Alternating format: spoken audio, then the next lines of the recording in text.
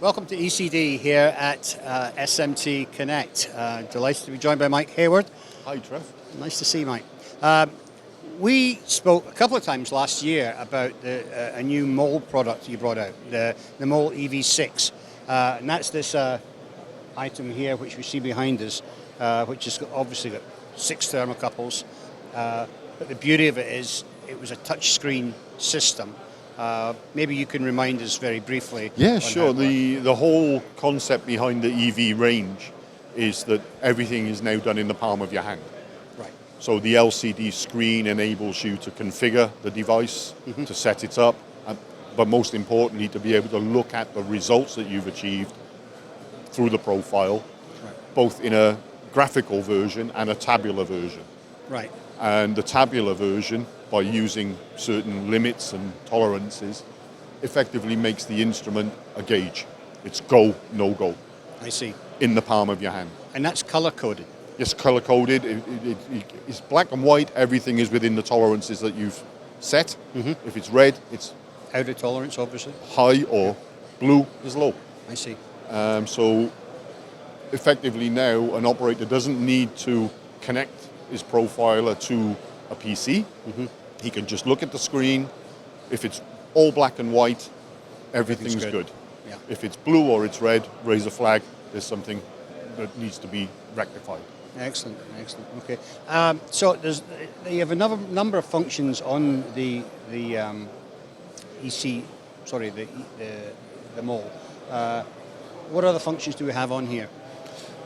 The whole thing is configured, so it's just like using an iPhone. The touch screen works in such a way. We've got a home screen, which maybe we could look at the big one around the back later on. Yeah. But here you indicate in here, when you turn it on, it tells you when it's been calibrated and when it needs recalibrating. Okay. Here we can use this menu to turn on or off the thermocouples. So if you don't need 6 channels, or you can even change the type of sensor. So usually we use K type thermocouples, but we can use S, T, we can put a relative humidity sensor into it. There's all sorts of weird and wonderful things that we can plug in. Actually do. Okay. So you can change the type of thermocouple that you put in. And is that the gauge of the thermocouple? Because some of them are quite thin. Some of the K-type thermocouples or any type of thermocouple, when we're using gauge 36 or 30, which are very, very thin, which is a requirement really from the process. We don't want to add too much mass, otherwise you're actually giving you a dodgy reading. And attaching them can be an issue. Obviously, the thinner they are, the more susceptible they are to breakage. But if you handle them carefully, that's fine. Right. But in this case, what we're actually doing, we can use all sorts of wire thickness gauges, but we are actually using different metallic devices, like a chrome inconel, or you've got an S or a T or a V or a W type of thermocouple. They're just different metallic compounds. Compounds, I see. Okay. So, since we saw the original mole, the EV6 last year, you've also added a couple of different versions. You've got an EV10 and an EV... That's a 20. It's a 20. And this is a 12. All right. So the one that looks like a rock guitar is a 20. Yeah. This is the what's the Minecraft version? The Minecraft sword, which is a 20 channel, 20 inputs. On the bottom end, they're identical. So all of the functionality about configuration and looking at the profiles or the KPI tables is all identical on that end. What we've done is just given it different IOs with different thermocouple counts. Okay, excellent. And then, of course, what we've got at the end here is your oven Sentinel product. Yes.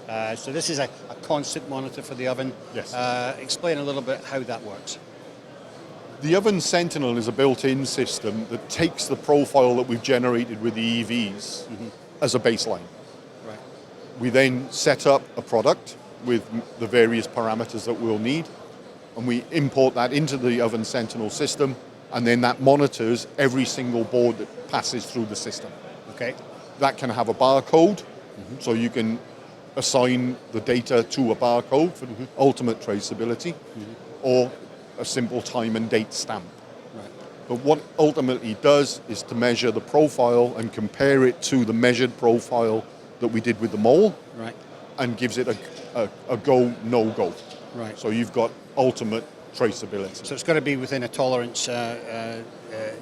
Each board has to be within the tolerance of the profile that's been set.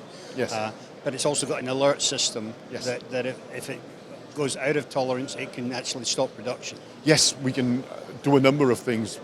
Primarily, we'll block the SMEMA so that nothing else can come into the machine until the error is rectified. It's rectified. Yeah. Excellent. Okay. Good. Well, that's a useful description. I mean, you're obviously continuing to develop it. What's coming next? What's coming next is based on the 12 platform. We have historically had pallets that are used for measuring of selective wave and oven systems in a non-variable way.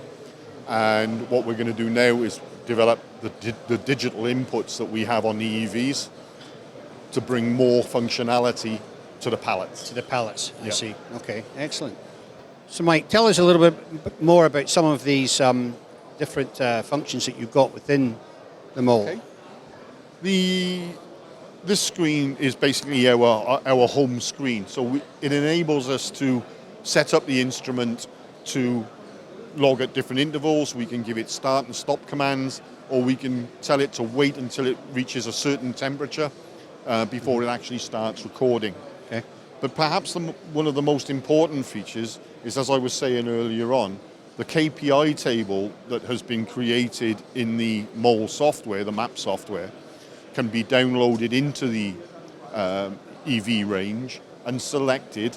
And when we go back to the main screen and select our profile, instead of looking at a graph, which takes a lot of skill and a lot of knowledge to be able to interpret it, we now have the option to go to the KPI table, which has all of the information that we've programmed in, along with the tolerances that we've set, and it's looking at how the measurements perform against the tolerances. And as I said earlier on, black and white means everything's good, but we have issues here where this one has gone above the tolerance, and the blue one is below the tolerance. Right. So it's a pure color coding. Very, very easy and straightforward to read. Yeah. No, it's an excellent system. It's constantly evolving, and it's a great system, Mike. So thank you for sharing it with us today. Thanks, Trevor. Okay.